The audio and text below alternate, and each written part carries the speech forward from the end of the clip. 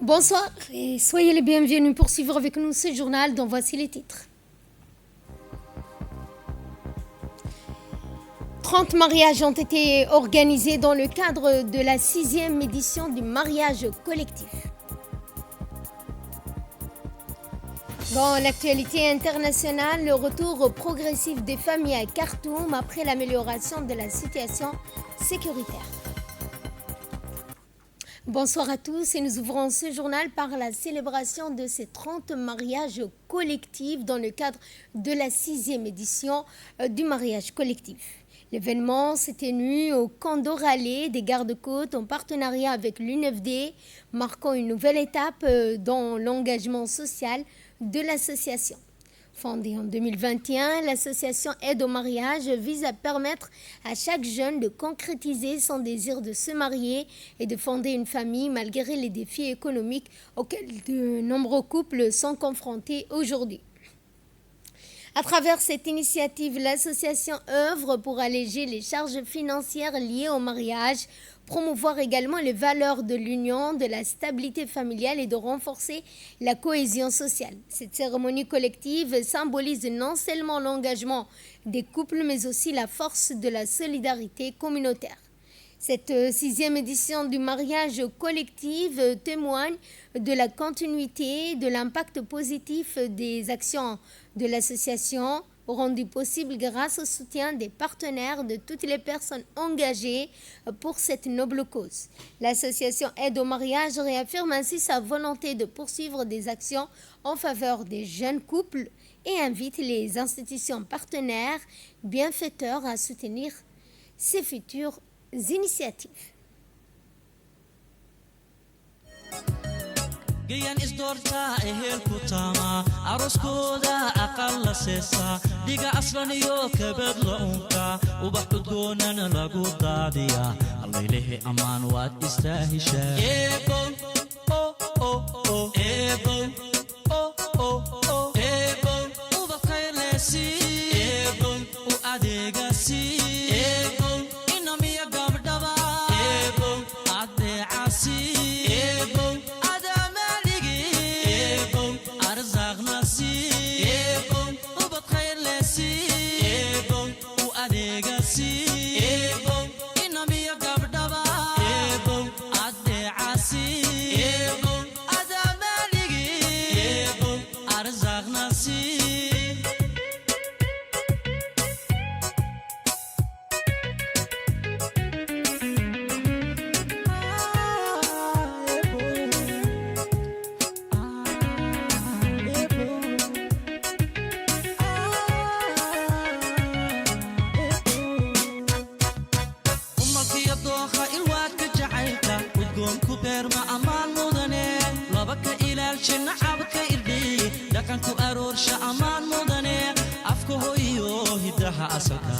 أولاد تصا أمان مدني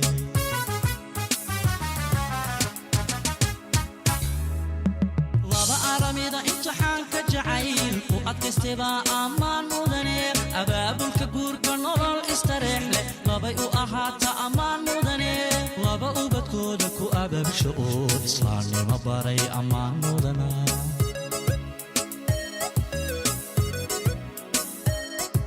ومالكي دوخة الواد كجعيلك ودكونكو بيرما أمان مدني لابك إلالشن عبك إردي دكانكو أرورش أمان مدني أفكو هويو هدها أسلكا أولاد تصا أمان مدني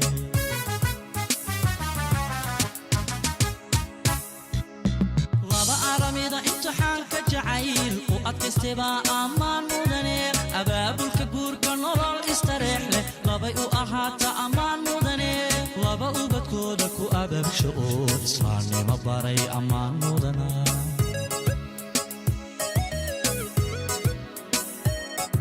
بل إيغا وبحاني بل إيغا عفو إلى إيغا بل إيغا بقات كجعي بل إيغا كيستي إيغا بل إيغا عوي وحاتي بل إيغا عبوتكما إيبون إيبون وبقايلسي إيبون وأديغسي Prenant la parole à cette occasion, la présidente de cette association a indiqué que cette initiative œuvre pour alléger les charges financières liées au mariage. Cette belle réussite n'aurait pas été possible sans le soutien précieux de nos partenaires, a-t-elle indiqué. Nous leur adressons également nos remerciements les plus sincères pour leur engagement, leur confiance, leur générosité. Grâce à leur accompagnement, qu'il soit financier, matériel ou humain, ce projet a pu voir le jour et offrir à ces couples un cadre digne, mémorable pour célébrer leur union. Leur contribution témoigne également de la solidarité active et d'une foi profonde dans les valeurs que nous défendons. Et place cette fois à ce récapitulatif de la caravane de la solidarité dans les régions nord du pays. Le point nous est fait par Ahmed Ahmed.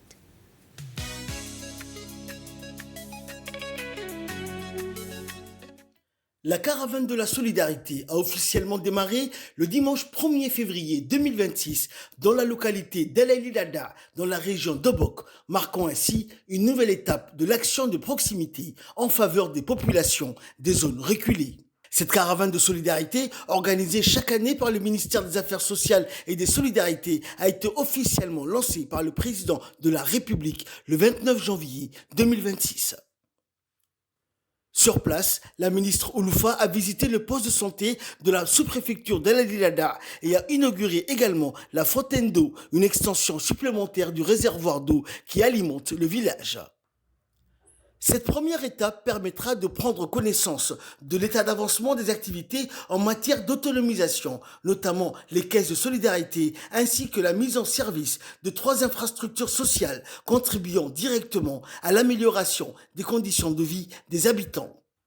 Par ailleurs, une avancée majeure en matière de désenclavement a été constatée. La nouvelle piste d'accès, demandée par les populations il y a 2 ans, est aujourd'hui opérationnelle. Elle permet de réduire considérablement le temps de trajet, passant de 5 heures à 2h30, facilitant ainsi l'accès aux services sociaux de base et aux infrastructures publiques. Une rencontre hautement symbolique s'est tenue au cœur du local communautaire d'El Elilada. L'objectif de cette mission est clair: transformer la solidarité de concept en action concrète par un dialogue direct, sans filtre. Tour à tour, les sages et les femmes leaders de ces localités ont pris la parole. Avec une dignité marquante, ils ont exposé leurs doléances touchant aux piliers essentiels du quotidien. Loin des promesses évasives, la ministre a tenu à apporter des réponses claires et concises. Prenant note de chaque point, elle a rappelé que cette tournée 2026 n'est pas une simple visite de courtoisie, mais une mission de diagnostic et d'ajustement des politiques sociales. Elle a notamment annoncé le renforcement des programmes des filets sociaux dans la région et l'accélération de projets communautaires spécifiques aux zones traversées, réitérant l'engagement du gouvernement à ne laisser personne de côté. Dans le chef-lieu de la région d'Obok, les nouveaux bureaux du guichet social principal et de l'agence djiboutienne de développement social ont été officiellement inaugurés. Plus qu'un simple changement d'adresse, cette infrastructure symbolise l'engagement de l'État vers une protection sociale plus humaine, efficace et moderne. Dans une volonté affichée de rompre avec l'isolement administratif, le gouvernement a franchi une étape décisive dans les 2 régions du Nord, avec l'inauguration à Obokville et à Tadjoraville des stocks stratégiques de proximité. Plus qu'un simple entrepôt, ces outils logistiques permettront de supprimer les délais d'acheminement qui, par le passé, ont pu freiner l'efficacité des interventions d'urgence. Désormais, Obok et Tadjoura disposent des leviers autonomes pour garantir une sécurité alimentaire immédiate.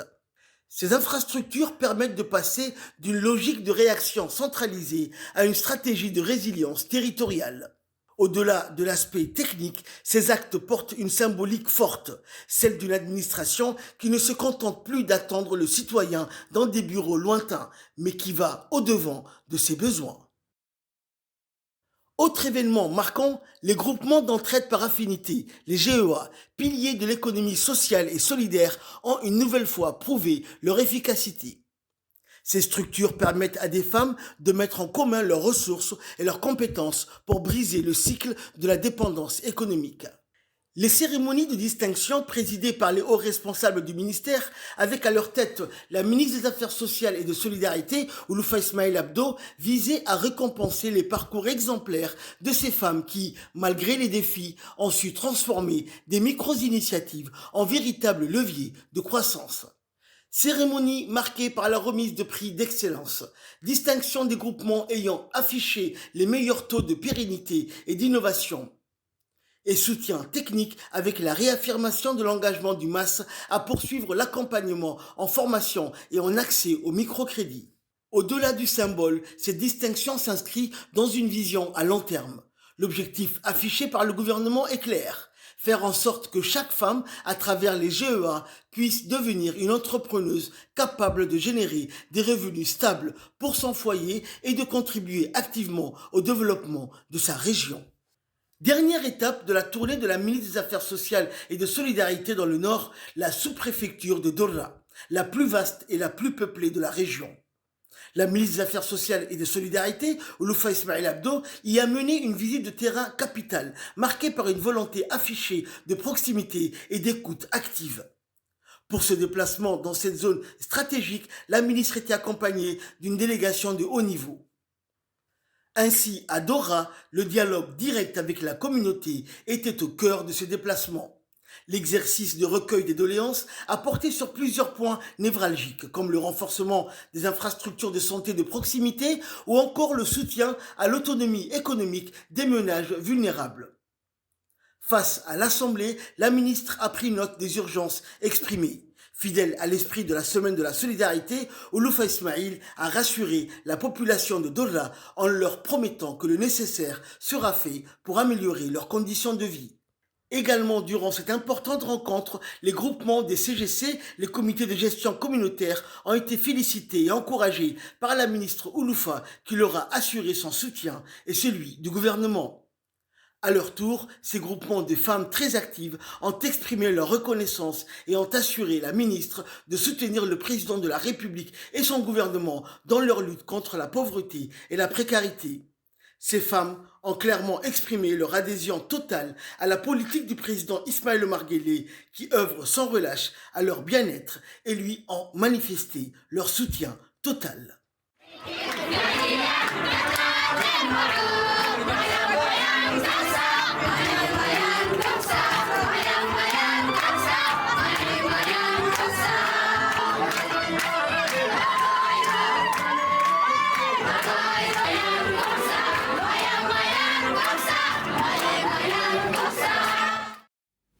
Dans le cadre de la coopération entre l'Afrique et la Turquie, une cérémonie officielle de signature du procès-verbal s'est tenue entre les deux délégations à Retsi Hotel.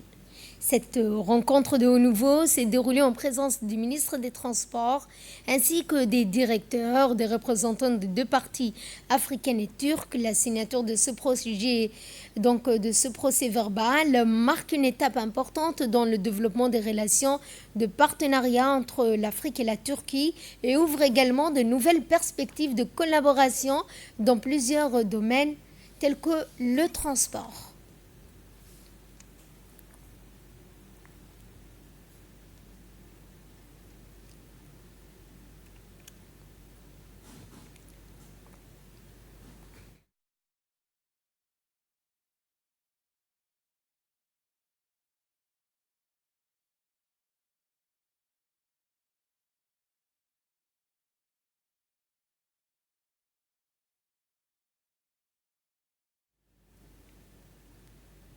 Et prennent la parole à cette occasion, le ministre des Transports n'a pas manqué de rappeler l'importance que revêt la signature de ce procès-verbal. En réaffirmant ces 2 jours de travaux, je voudrais tout d'abord dire toute la fierté qui est la nôtre. Au nom du gouvernement djiboutien, je vous exprime notre profonde gratitude pour la qualité des échanges, l'engagement et l'esprit de co-construction qui ont régné dans la salle à côté. Nous repartons aujourd'hui non seulement avec des décisions, mais aussi avec une feuille de route commune et des engagements précis. Grâce à votre participation active, nous avons clarifié les principaux goulots d'étranglement logistique entre nos régions. défini des corridors pilotes concrets, adopté nos termes de référence et signé le compte rendu formalisant notre alliance. C'est un socle solide et c'est déjà une réussite. Je tiens à saluer tout particulièrement la franchise et la pertinence des contributions du secteur privé. Votre note de priorité sera notre boussole pour les mois à venir. Il garantit que nos actions resteront ancrées dans les réalités du terrain et dans les besoins des opérateurs. Djibouti, en tant qu'hôte de cette première réunion, réaffirme son engagement total à être un partenaire actif, fiable et moteur dans la mise en œuvre de ces mémorandums. Nos infrastructures sont au service de cette ambition commune. Le temps de la réflexion collective laisse maintenant place à celui de l'action concertée. Mobilisons les financements, lançons nos projets pilotes, préparons dès à présent notre prochaine rencontre. C'est ensemble que nous ferons de ces engagements des réalités au service de nos peuples et de notre prospérité commune. Sous le patronage du ministre du Travail, M. Omar Abdi Saïd, l'association amicale Place Chameau a organisé ce samedi 7 février une journée médicale dédiée aux consultations et soins gratuits. Cette initiative s'est tenue au siège de l'association amicale Place Chameau à Quartier 6 et a rassemblé plusieurs médecins spécialistes venus offrir des prestations de santé à la population dans un esprit de solidarité et de service communautaire. Cette journée médicale a été organisée en hommage aux mères décédées, mettant en avant leur rôle central au sein de la société djiboutienne. Les bénéficiaires ont pu accéder gratuitement à des consultations dans plusieurs spécialités, notamment la médecine générale, l'ophtalmologie, la gynécologie, la cardiologie. Tout au long de la journée, les patients ont été accueillis et orientés afin de recevoir des soins adaptés à leurs besoins. À travers cette action, l'association entend contribuer à l'amélioration de l'accès aux soins de santé, en particulier pour les personnes les plus vulnérables. Place Chameau, sous le parrainage de son excellence, notre ministre, son excellence Omar Abdi Saïd, qui nous a soutenus, épaulés et qui a mobilisé l'ensemble des 4 quartiers qui regroupent l'annexe, à savoir Anguilla, FNP, quartier 6, quartier 4. Notre association œuvre depuis maintenant plus de 5 ans à aider à soutenir les plus démunis de nos quartiers. Nos activités varient. Nous avons organisé plusieurs activités, notamment de nettoyage social, éducatif, soutien aux orphelins. Et cette caravane est la 3e. C'est une initiative qui a été réalisée maintenant depuis 1988 par nos aînés, dont nous, on a repris maintenant il y a 3 années. Cette année, nous avons augmenté le nombre de médecins. Il y a au total 7 spécialités, plus de 10 médecins qui ont été mobilisés, tous issus de ces 4 quartiers. Et prenons la parole à cette occasion. Le ministre du Travail, M. Omar Abdi Saïd, a exprimé tout d'abord sa satisfaction d'être présent et ensuite a indiqué que cette initiative sanitaire est d'une importance capitale et que ce type d'initiative est une action au service de la population. Il a indiqué que c'était pour lui un honneur et un réel plaisir de prendre part à cette 3e édition de la caravane médicale. Il a ensuite rappelé la dimension symbolique de l'événement organisé en hommage aux mères disparues. Cette journée revêt une signification particulière car elle est dédiée à la mémoire de nos mères. Enfin, le ministre a profité de cette occasion pour appeler la population à la poursuite de l'engagement citoyen et politique en réaffirmant son soutien à la candidature du président de la République, Ismaël Omar Guelleh. Sous l'égide du secrétariat d'État chargé des sports mécaniques, la journée a débuté lors de la 5e édition des sports mécaniques organisée cette année. Placée sous le signe du soutien au président de la République Ismaël Omar Guelleh, la manifestation sportive s'est déroulée tout au long de la matinée jusqu'à 17h30 rassemblant plusieurs équipes venues s'affronter dans les épreuves d'endurance, de sauts spectaculaires au grand plaisir des passionnés de sport mécanique. Cette journée a été marquée par la présence de hautes personnalités, notamment le secrétaire d'État chargé des sports, M. Hassan Mohamed Kamil, le ministre de l'Enseignement supérieur et de la Recherche, Dr Nabil Mohamed Ahmed, l'honorable député Ali Chadli, ainsi que de nombreux supporters et amateurs de moto. Prenant la parole à cette occasion, le secrétaire d'État chargé des sports a salué la qualité de l'organisation et a félicité la Fédération djiboutienne de sport mécanique pour son professionnalisme. La journée s'est achevée également dans une ambiance conviviale par la cérémonie de remise de trophées aux heureux vainqueurs de cette 5e édition, consacrant à la fois de plus le dynamique des sports mécaniques dans le paysage sportif national. En remerciant bien sûr la RTD en premier et puis le président de la République qui a été dédié à lui cette 5e édition. Juste pour le soutenir comme il est toujours avec nous. Et on va dire encore grand merci au secrétariat général du sport, à notre président et député Monsieur Ali, qui est toujours à notre côté et toujours à nous soutenir. Je dirais merci à mon fils, mes petits-neveux, qui ont complété cette année aux 5e édition.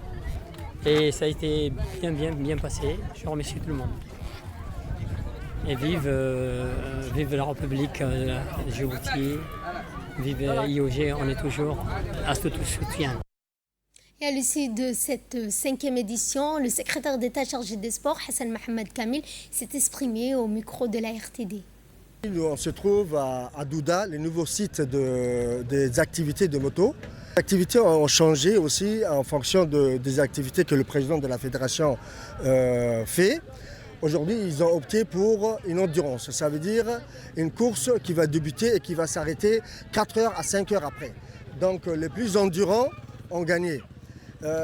C'était une fête pour tout le monde de se retrouver ici aussi pour ces activités de moto. Ce terrain où on se trouve aujourd'hui a été choisi par le président de la République pour ces activités de moto.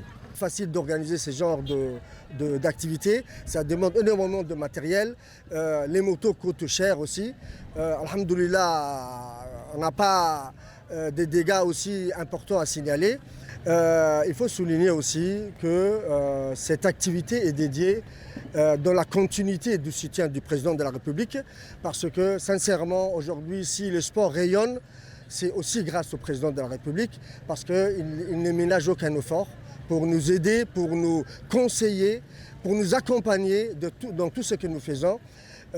Donc j'annonce aussi qu'on va organiser un tournoi ou une exhibition de jet ski, mais aussi on va faire, après le Ramadan, Inch'Allah, un rallye qui va débuter de Rassian jusqu'à Korangar, Inch'Allah. Sous l'égide du secrétariat d'État chargé des sports, la région d'Ali Sabieh a organisé la 9e édition du tournoi de pétanque intitulé Azdamer, qui a regroupé les équipes locales et d'ailleurs. Le lancement de ce tournoi de pétanque a regroupé tout d'abord le secrétaire d'État chargé des sports, Hassan Mohamed Kamil, le ministre du Commerce et du Tourisme, Mohamed Ouarsama Dirié, originaire de la région, le deuxième préfet adjoint, Omar Idriss, le sous-directeur du secrétariat d'État chargé des sports, des responsables de la Fédération djiboutienne de pétanque et d'autres hauts responsables de la région. Ces hauts responsables se sont exprimés au micro de la RTD. Ils ont tous salué à l'unanimité les responsables de la région pour l'organisation régulière de ce tournoi. Ali Sabieh est sans doute la ville sportive de la nation, en rappelant le succès régionaux et internationaux de ses fils en athlétisme. Eh bien, ce tournoi a réuni au total 26 équipes en provenance de la capitale, de la ville de Diridawa, d'Éthiopie voisine. Lors de cette cérémonie, des trophées ont été remis donc aux aux personnes qui ont concouru lors de ce tournoi. Rappelons que le trophée Ozdamir du tournoi de pétanque en l'honneur de cette plante très prisée pour son goût montelé et son apport thérapeutique.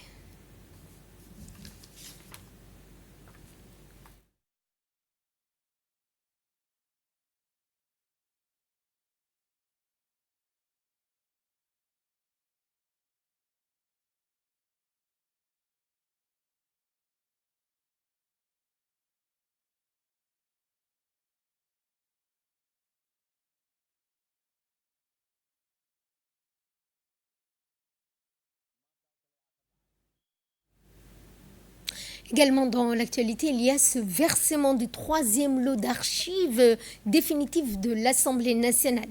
Dans la continuité des travaux du projet de dématérialisation et de la préservation des archives publiques initié par le chef de l'État Ismaël Omar Guelleh, l'Assemblée nationale a procédé au versement de son troisième lot d'archives définitives sur instruction du président de l'Assemblée nationale, Dilleta Mohamed Dilleta.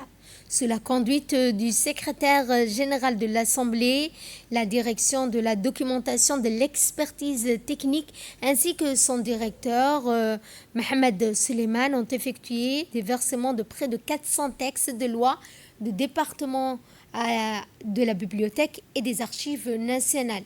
Ces textes très anciens, repartis en une trentaine de boîtes d'archives, datant pour la plupart d'entre eux de la période coloniale.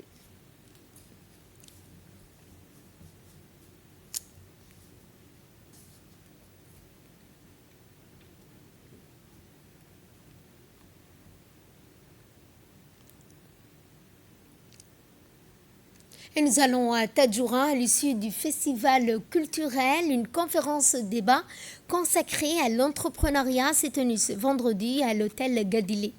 Cet événement a enregistré la participation de hautes personnalités, notamment le secrétaire général de la primature, la ministre de la Culture, ainsi que les autorités locales, parmi lesquelles le préfet de la région, le président du conseil régional.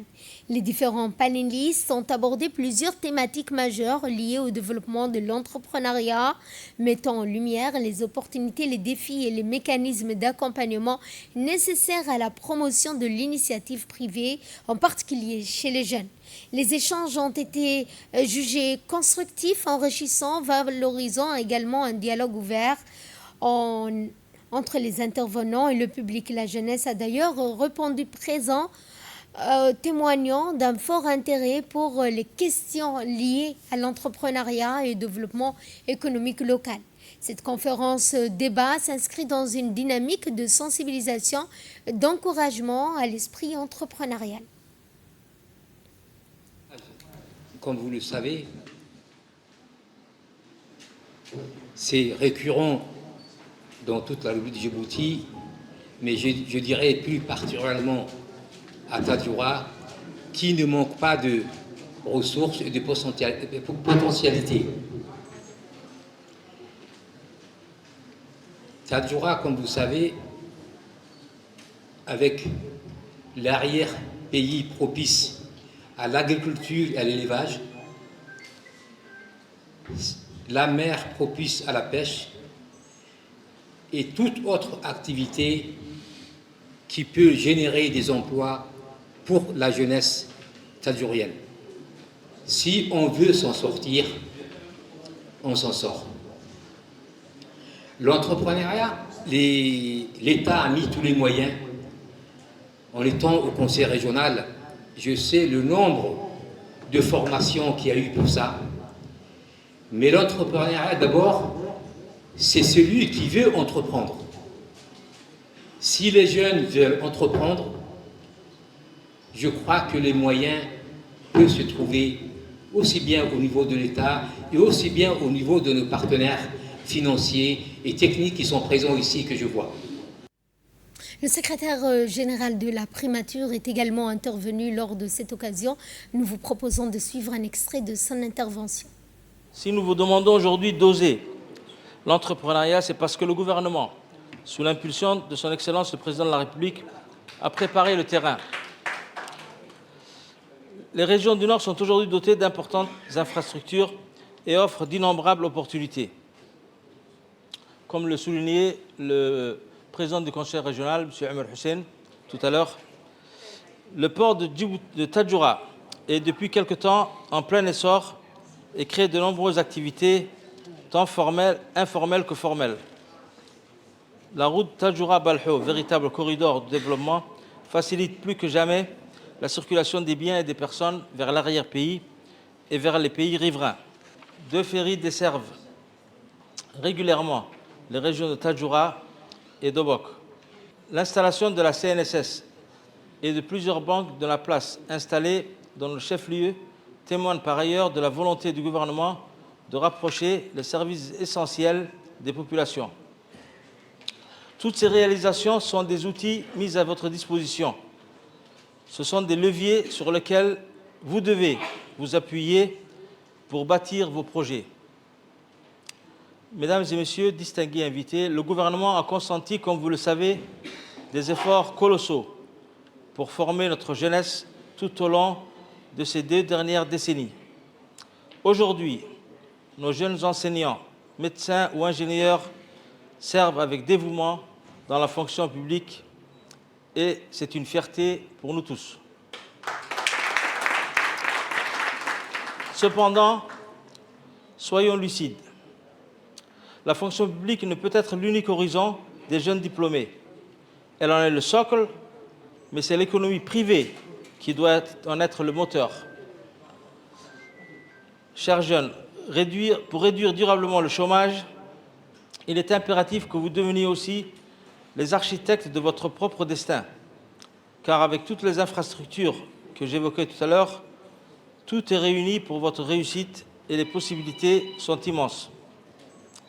Avec le port et nos mers particulièrement poissonneuses, la pêche et la logistique offrent un potentiel exceptionnel. Le tourisme et l'artisanat sont une richesse qui ne demande qu'à être valorisée. Le financement est souvent le premier frein, je le sais. Aujourd'hui, les banques sont installées ici même. Il y en avait 2 ou 3 à l'entrée. Chez vous, le gouvernement travaille main dans la main avec ces institutions pour lever les barrières. Le contrat est simple. L'État apporte les infrastructures et les garanties. Les banques apportent le capital. Il ne manque que votre audace et votre rigueur pour transformer ces investissements publics en succès privé. Et en parlant de l'audace, je tiens à rendre hommage, je disais, à l'homme d'affaires Burhan Mohamed Ali Gadi, les propriétaires de cet hyper-complexe hôtelier qui abrite notre réunion. Un hôtel de référence qui fait la fierté de tous. Le secrétaire général du ministère de l'Intérieur, M. Suleiman Moumine, a présidé au Sheraton un atelier de travail consacré au diagnostic organisationnel de la filière des déchets solides à Djibouti et au plan de renforcement des capacités. La rencontre a réuni plusieurs responsables, dont le directeur général de l'office adjoint de l'office de la voirie de Djibouti, le directeur de l'agence française de développement, objectif étant de valider de manière concertée les résultats du diagnostic ainsi que le plan de renforcement des capacités des acteurs du secteur. Les participants ont pris connaissance des principaux constats, la vision stratégique et des axes prioritaires de ce plan. Les échanges ont également permis de recueillir les observations, recommandations des partenaires et de valider les actions prioritaires ainsi que les modalités de leur mise en œuvre.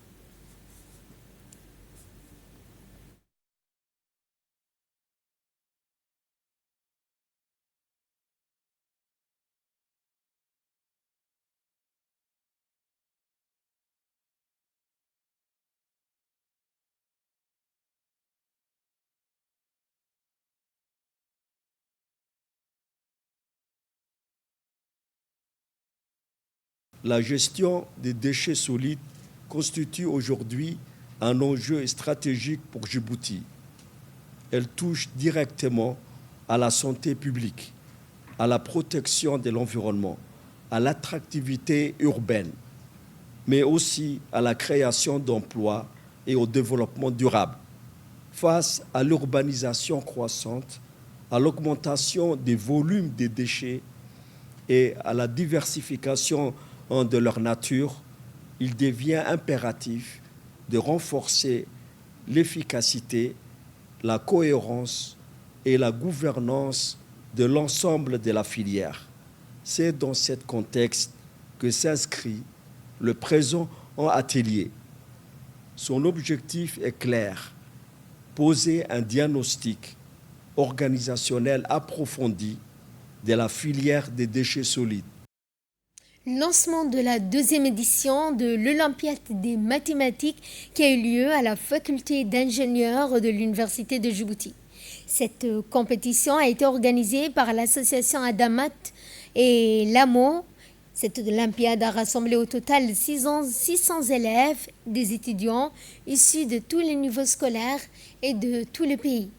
Le lancement de cette compétition a été supervisé par le secrétaire général du ministère de l'Éducation nationale de la formation professionnelle, M. Mohamed Abdallah Mahyoub, le président de l'Université de Djibouti, Dr Jama' Mohamed, ainsi que les collaborateurs. La délégation éducative a inspecté salle par salle afin de constater de visu le bon déroulement de cette compétition. Enfin, les associations organisateurs de cette compétition se félicitent pour le bon déroulement de ces Olympiades et rendent hommage particulier au MENFOP et à l'Université de Djibouti pour leur appui constant et leur soutien indéfectible et souhaitent que ceci va perdurer au fil du temps. Le ministère de l'Éducation nationale de la formation professionnelle qui est dans l'obligation de valoriser chaque discipline par le biais des concours de compétition dans le but de motiver davantage les élèves.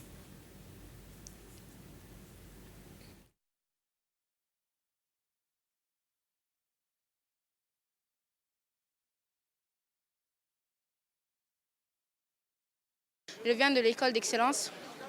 J'ai passé la première sélection, j'ai réussi la première sélection et maintenant c'est la deuxième sélection et les 3 premiers, on leur donne les prix. Donc j'espère être à l'intérieur, même si c'était un peu difficile. Aujourd'hui, nous avons été accueillis par l'Université de Djibouti pour passer les phases finales. D'abord, il y a eu les premières phases régionales. Il y avait des élèves qui ont réussi. Ceux qui ont réussi, ils doivent venir passer les phases finaux. On remercie l'Université de Djibouti pour son accueil chaleureux et aussi les ministres de l'Éducation nationale, MONFOP, et aussi les ministres de l'Éducation supérieure. Autre réaction que nous vous proposons de suivre, c'est celle du secrétaire général au ministère de l'Éducation nationale de la formation professionnelle. Bismillahirrahmanirrahim. Donc ce matin, aux côtés de M. le Président de l'Université et de l'inspecteur général, on a supervisé les bons déroulements de la finale des Olympiades des mathématiques qui sont accueillis ici, dans un lieu emblématique, la faculté d'ingénieurs. Et donc nous remercions à ce titre déjà le président de l'université d'avoir accepté d'accueillir les élèves dans ce lieu du savoir. Pour rappel, la finale des Olympiades des mathématiques résulte donc d'une sélection préalable qui a eu lieu dans les 3 communes de Djibouti-Ville, Razdika, Boulaous et Balbala, mais également aussi dans les 5 régions. Aujourd'hui, les jeunes qui concourent, ce sont les jeunes qui ont été les finalistes et les lauréats de ces sélections. Je voudrais aussi donc ici remercier les organisateurs de cette Olympiade avec les ministères de l'Éducation nationale, de la formation professionnelle et l'Université de Djibouti, en l'occurrence donc l'association Adamat et les laboratoires d'analyse et de modélisation de l'Université de Djibouti qui donc se sont investis. Ces concours donc nous permettent pour nous, en tant qu'éducateurs, que ce soit pour l'enseignement supérieur, mais pour l'éducation nationale, d'impulser une dynamique d'émulation, de motivation des jeunes et surtout aussi une dynamique d'engagement de tous les acteurs de l'éducation, aussi bien les parents d'élèves, mais également aussi les enseignants, les chefs d'établissement et les responsables de ces 2 ministères. Donc ce concours, normalement, donc, doit aboutir à la sélection des finalistes qui regroupent donc des élèves de 5e année, également des élèves aussi de 9e année, des secondes plutôt, des premières S et des terminales S, et aussi des élèves des étudiants plutôt, de la licence première année, licence deuxième année et licence troisième année. Donc vous voyez donc de l'Université de Djibouti. Vous voyez donc on a un large spectre de la cinquième année jusqu'à la licence troisième année. C'est pour vous dire que donc, le ministère de l'Éducation et l'université sont engagés donc, dans cette dynamique de la qualité. Et pour cela, donc, nous remercions Son Excellence le Président de la République qui ne cesse d'œuvrer pour que cette qualité soit au rendez-vous pour nos jeunes compatriotes. Place cette fois à cette quatrième étape du Tour de Djibouti à vélo. Omar Jega, PK51 et l'ACASAL, organisé par l'Association pour la promotion de l'éducation physique et le sport scolaire et parrainé par le ministère de l'Éducation nationale de la formation professionnelle, est entré dans sa deuxième phase samedi avec des parcours sur de longues distances. Au départ, Omar Jega, la course a démarré avec le peloton des lycéens qui a parcouru 4 km jusqu'au PK 51. Les cyclistes seniors les avaient déjà précédés, roulant au pas jusqu'au PK 51 où était fixé le départ du parcours de 56 km de route goudronnée jusqu'au lac Assal. Le peloton est parti groupé et resté soudé pendant une dizaine de kilomètres, puis s'est disloqué. Certains éléments de la police nationale tentant une échappée trop précoce qui a été rapidement rattrapée par la patrouille.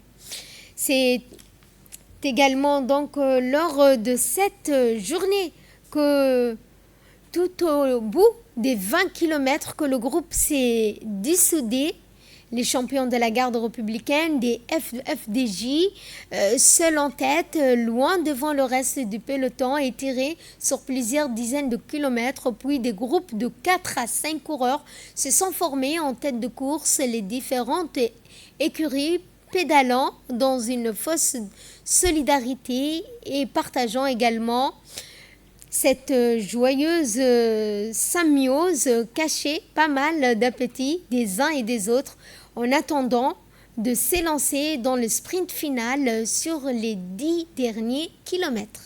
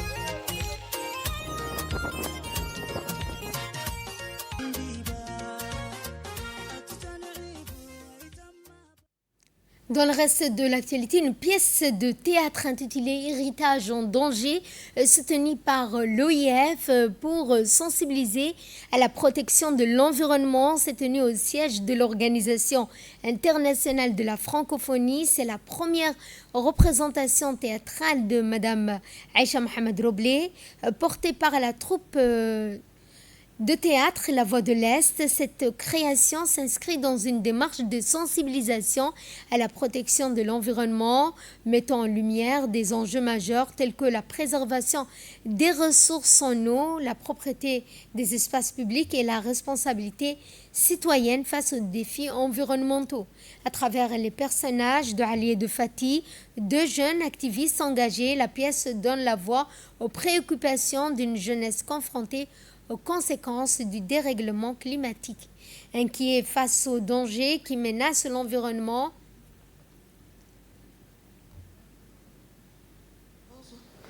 avec la pièce de théâtre qui s'appelle La Dévoilée. La Dévoilée, Sarah, Ifrah, Souad, c'était des amis. Nous nous retrouvions une fois par semaine pour parler Elles étaient rentrées fraîchement de France. Et moi, j'avais lu dans le journal La Nation qu'il y avait à Djibouti 84% de divorces de jeunes couples. À l'époque, la plupart des pièces qui étaient jouées à Djibouti, c'était des pièces en français adaptées. Ce sont des pièces de Molière, des pièces les grandes œuvres françaises, et qu'on essayait d'adapter à la réalité djiboutienne. Et il fallait que là, nous écrivions, que nous montrons aussi notre identité culturelle, comment nous vivons, comment nous pensons. À Djibouti, Tartuffe a été beaucoup joué, il y a eu beaucoup de... Mais moi, il y a une époque, vous savez, des fois, l'auteur, lui, il véhicule sa propre culture. C'était une très très belle pièce, mais nous, on ne peut pas comprendre, parce que chez nous, quand il y a un événement, quand quelque chose arrive, quand vous avez vu dans La Dévoilée, quand elle quitte son mari, qu'elle arrive chez ses parents, ben, tout le monde s'en mêle. Il y a la mère, il y a le père, il y a sa meilleure amie jouée par Marie Kader qui arrive, Sarah qui veut divorcer, son amie qui veut l'aider pour dévaliser la maison, la maman qui est contre le divorce, le père qui est pour parce que ce monsieur n'avait pas payé la dot et qu'elle l'avait suivi par amour. Tout le monde s'en mêle, les voisins, tout le monde. Et pour clore ce journal, nous allons parler du retour progressif à Khartoum après l'amélioration de la situation sécuritaire.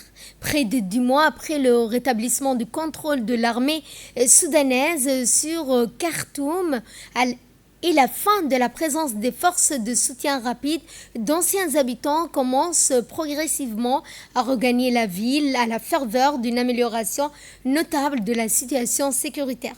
Cette dynamique de retour reflète une volonté croissante de reprise de la vie normale dans la capitale soudanaise. Sur ce, notre journal touche à sa fin. Merci à vous de nous avoir suivis. Excellente soirée à toutes et à tous.